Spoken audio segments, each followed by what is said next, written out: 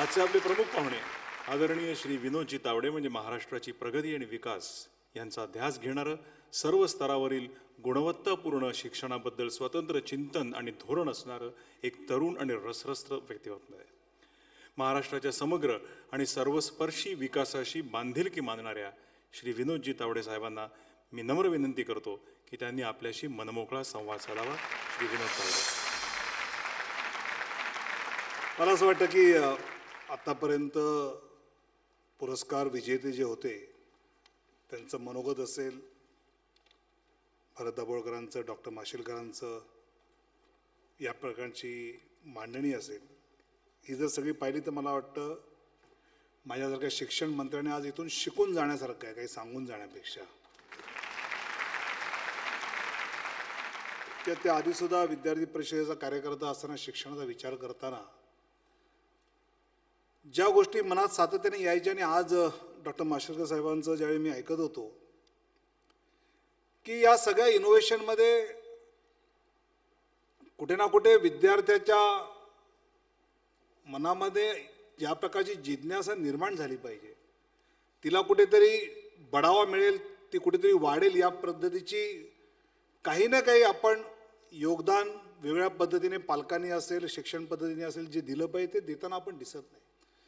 म्हणजे ज्या गतीने समाजातली ही सगळी विचाराची पद्धत लहान मुलांची सुद्धा बदलते. म्हणजे मला आठवतं की माझा एक मित्र TCS मध्ये होता, अमेरिकेतनं आला होता आणि सकाळी मुंबईत आल्यानंतर आपल्या घरी गेला आणि मग एक 8-8:30ला चहा प्यायला माझ्यावर काही कामानिमित्ताने गप्पा मारायला आला आणि जाताना त्याला मी परत सोडायला घरी गेलो होतो. त्याचा 5 का 6 वर्षाचा मुलगा असेल, 5च खरं म्हणजे, रडत बसला होता. म्हटलं का रे, का रडतो? तो म्हटलं आईने मारलं. तेवढ्यात बहिणी आल्या, सांग काकाला का मारलं ते?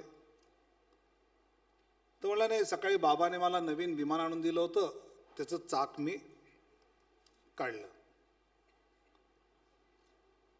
तर तो माझा मित्र म्हणला, अरे इतकं नवीन दिलं तुला 2 तास पण नाही रे, तू लगेच त्याचं चाक काढलं? नाही बाबा, तू गेल्या वर्षी जी बस आणली होती ना रिमोटवर चालणारी, तिचं चाक तुटलं होतं, त्याला हे चाक लावलं. माझा मित्र म्हणा, अरे पण ते विमान बिघडलं नाही का? काय बाबा, विमान तर हवेत उडतं, त्याला चाकाची गरज काय म्हणतो? आता 5 वर्षाचा आपलं मूल या पद्धतीने विचार करत आहे. अशा पद्धतीने जर विचार करत असतील तर आपल्या शिक्षण पद्धतीमध्ये मला आठवतं ज्यावेळी मी शाळेत होतो आणि वर्गात शिकवलं की पृथ्वीपासून चंद्राचं अंतर इतके गुणिले इतके प्रकाश वर्ष. मी हात वर करून विचारलं, बाई मोजलं कसं? बाई म्हणल्या, खाली बस, हा प्रश्न परीक्षेला येणार नाही. इलेक्ट्रॉनिक इंजिनियरला ज्यावेळी गेलो, म्हणजे एका बाजूला या पद्धतीने आज आपली नवीन पिढी गतीने पुढे जाते आहे. मला खरंच प्रश्न आहे की ज्या गोष्टी आपण सहजपणे आताच्या अभ्यासक्रमात शिकवतो आहोत, मला नेहमीच वाटतं हिरकणीची जी गोष्ट सांगितली जाते, तर इतिहासातलं त्यातलं तथ्य वास्तव जे आहे ते आहेच, पण आजच्या पिढीला ती गोष्ट सांगताना आपण जर म्हटलं तिचं मातृप्रेम आणि या बाकी सगळं, तर आत्ताच्या पिढीला काही प्रश्न उभे राहणार आहेत. पहिला प्रश्न असा असतो की ती जर खाली उतरली नसती तर तिच्या घरात तिच्या बाळावर तिची सासू, तिची आई, तिचा नवरा, तिचा दीर, तिची नणन, तिची बहीण नव्हतं का? समजा ते कोणी नव्हते तर शेजारी कोणी नव्हतं का? आणि शेजारी सुद्धा एक रात्रीसाठी काळजी घेणार नसतील आणि हिला उतरताना जर काही जीवाचं बरं वाईट झालं असतं तर त्या मुलाचं आयुष्यभर कोणी पाहिलं असतं? हा प्रश्न विचारणारी आजची पिढी आहे. मग त्याला हिरकणी गोष्ट सांगताना आपण काय सांगणार आहोत याचा शिक्षण मंत्री म्हणून मला विचार करावा असं वाटतो आणि हा विचार करणं गरजेचं आहे. कारण ज्या पद्धतीने ह्या सगळ्या पिढीला सगळी जग इतकं आता खुलं झालं आणि सगळ्या प्रकारची माहिती त्याला सहज उपलब्ध होते, त्यामुळे मी एका बाजूला ज्युव्हेनाईल ऍक्ट आपण करताना वय कमी करायचा विचार करत असतो, हा सगळ्या गोष्टी याच्या कारण की त्याला ही सगळं एक्सप्लोर करता येतं आणि ते करत असताना ही बेसिक जी पद्धती आहे, म्हणजे मला मगाशी मी म्हटलं तसं की विद्यार्थ्याची जिज्ञासा वाढवली पाहिजे. मला असंच केव्हा तरी आम्ही तिसरी चौथीत असताना आमचे गणिताच्या बाई आले नाही म्हणून ड्रॉइंगचे सर आले आणि गणपती दिवस होते म्हणून त्यांनी ती गणपतीचं सगळं तोंड आता हत्तीचं कसं काय याची गोष्ट सांगायला सुरुवात केली की पार्वती माता आंघोळीला गेली होती, बाहेर गणपती सुरक्षेला होता, शंकर भगवान आले, मग ती मान कापली वगैरे सगळी सांगितली. तर मी आपला माशेलकर सर प्रश्न विचारला की ती कापलेली मान जी होती हत्तीची ती गणपतीला चिकटली कशी. तर ते ड्रॉइंगचे सर म्हणले ते देव होते, देव म्हणले. म्हटलं मग ते जर देव होते तर जी ओरिजिनल खाली पडली तीच का नाही चिकटवली. जे तिथनं डस्टर फेकून मारला, आज पण इथे खोक आहे माझ्या याच्या, पुन्हा गणपती आला की इथे धरून ठेवतो म्हणले. म्हणजे मला या सगळ्या पिढीला आताच्या आपण जे देण्याची गरज आहे ते या शिक्षण पद्धतीनं आपण देत आहोत का. म्हणजे केतकर साहेब, आपण एंटरप्रेन्योरशिपचे विषय ठेवू, त्याचे वेगळे कोर्सेस ठेवू, पण ते विषय आणि कोर्सेस ठेवून पुरेसे नाही तर बेसिकली ही जिज्ञासा, ही प्रवृत्ती कशी वाढेल यासाठी शालेय शिक्षणापासून आपण हे खाद्य त्याला देणार आहोत का, आणि ती द्यायची व्यवस्था का आपण लॉर्ड मॅकॉलेने सुरू केलेली कारकून निर्माण करणारीच कारखान्याची शिक्षण पद्धती चालवणार आहोत, ह्याचा विचार करण्याची ही वेळ असं मला वाटतं. आणि त्यामुळे मी नुकताच 2 महिन्यापूर्वी लंडनला जगातल्या शिक्षण मंत्र्यांची परिषद त्याला गेलो होतो आणि त्यावेळी मी त्या सगळ्या बाहेरच्या वावरात मग केम्ब्रिजची माणसं होती, सगळी माणसं होती. तर 120 मिलियन पॉप्युलेशनचा राज्याचा हा मंत्री म्हटल्यानंतर आणि ज्या 20 मिलियन स्टुडंट्स, तर त्याला मार्केटिंगला हा सगळ्यात महत्त्वाचा माणूस वाटला. मी एवढी याच्याकडे 2 कोटी मुलं आहेत 1ली ते 12वी शिकणारी, 20 मिलियन्स.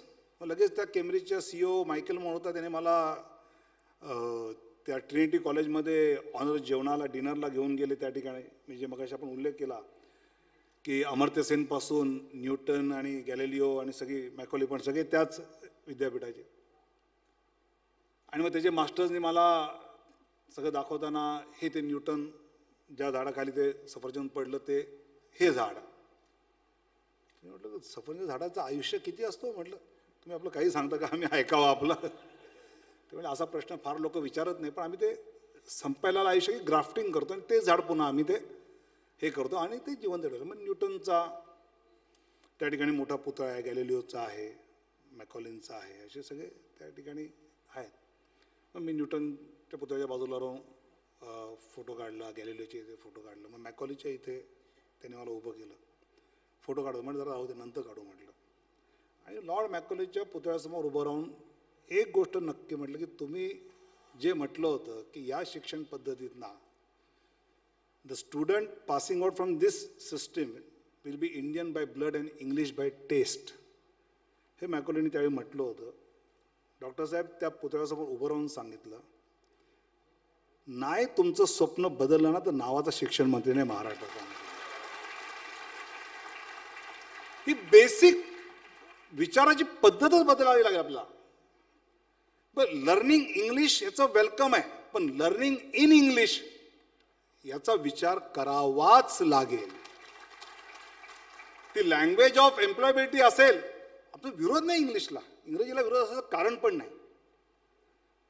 म्हणजे 15-16 शतकामध्ये लॅटिन आणि स्पॅनिश ज्या पद्धतीने होती आणि इंग्लिश कुठेच नव्हती ना त्यावेळी. इंग्रजांनी ठरवून ती पूर्णपणे जगावर आपल्याला राज्य करायचं असल्यामुळे ती आणली, प्रयत्नपूर्वक त्यांनी 80-90 वर्षात तसं सगळ्या ज्ञानभाषा केली. आपण मराठीची जशी जमेल तशी नक्की करू पुढे जाऊन.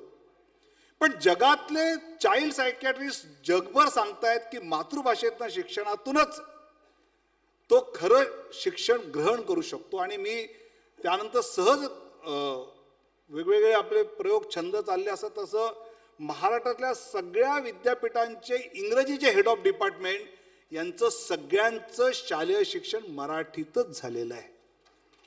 एकही कॉन्व्हेंटचा नाही, केम्ब्रिजचा नाही, ICSE नाही, सगळे मराठीतून आलेले. मग राजस्थानचं मी पाहिलं, तिथले सुद्धा सगळे HOD हे त्यांच्या मातृभाषेतून शिक्षण होऊन 10वी-12वी झालेले आहेत. आणि त्यामुळे आपल्याला या सगळ्या गोष्टीचा, या सगळ्या अँगलचा विचार केला पाहिजे. आणि जसं मी काल परवा साळुंके साहेबांवर गप्पा मारत होतो, मी म्हणजे आता जी मॅनेजमेंट कॉलेजेस आपली आहेत, ही काही कॉलेज सोडली तर बाकी कॉलेज आता बहुधा ज्या जागा रिकाम्या राहत आहेत त्या पाहिल्या तर बहुधा ती आता मंगल कार्यालय म्हणून कन्वर्ट होणार त्या ठिकाणी. त्याला बाकी काही स्कोपच नाही आहे. म्हणजे मॅरेज हॉल आणि पार्टी हॉल म्हणून ते वापरावी लागणार. इन्फ्रास्ट्रक्चर इतकं मोठं आहे. आता याचं कारण काय? ते याचं कारण असं की AICTE किंवा विद्यापीठाचे आपले जे नियम आहेत त्या विद्यार्थ्यांना शिकवायला आपण जी PhD आणि बाकी माणसं आणतो आणि हा नेहमीच संघर्ष राहणार आहे EQ आणि PQचा.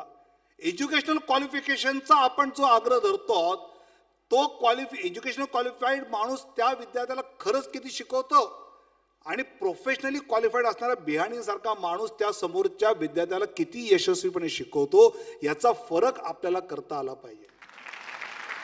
अमेरिकेच्या सगळ्या विद्यापीठामध्ये 60% EQ आणि 40% PQ असतात, प्रोफेशनली क्वालिफाईड शिकवायला असतात. आपल्या इथे या पद्धतीचा विचार आपण करतो आहोत का?